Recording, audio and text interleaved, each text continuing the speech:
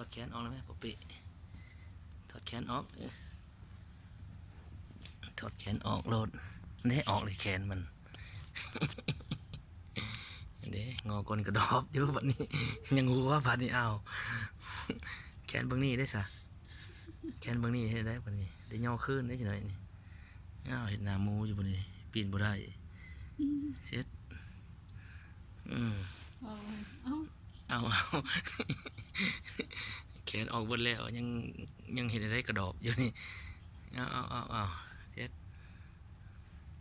เนี่ยสิเมื่อยเลยเมื่อยเลยเมื่อยแล้วยังแขนตัวยังบวิดยังแขนตัวนี้บวิดบ่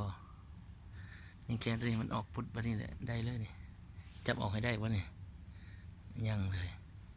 ยังพลิกบ่ได้แขนตัวนี้แล้วก็กระโดดขี่ขาก้นอีกขี่เต็มก้นอยู่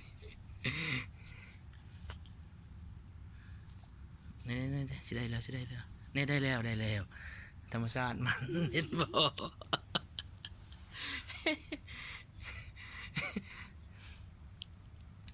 อ้าวบัดขี่ไปในก้นมาฮะนะขี่หยดในก้นเช็ดเอาอย่างๆเลยงอหัวก็ลูกงอหัว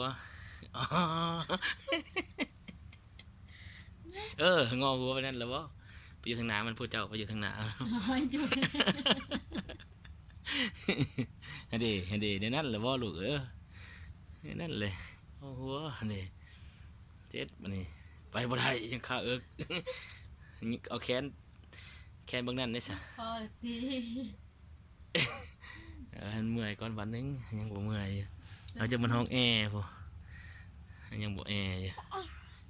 ยังบ่แอร์นี่ยังลูกข่อยเก่งอีหลีนี่น่าเฮ็ด